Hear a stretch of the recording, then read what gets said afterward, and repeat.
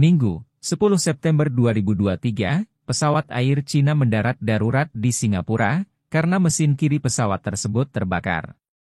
Akibat insiden ini, 9 dari 155 orang di dalamnya mengalami luka ringan. Asap muncul di ruang kargo depan dan toilet penerbangan CA403 dari kota Chengdu dalam perjalanan menuju Singapura, menurut keterangan Bandara Changi di Facebook yang dikutip kantor berita AFP.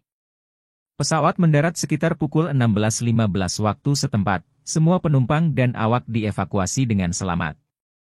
Otoritas Penerbangan Sipil Singapura, CAAS, menyatakan, ada 146 penumpang dan 9 awak di dalam pesawat Air Cina.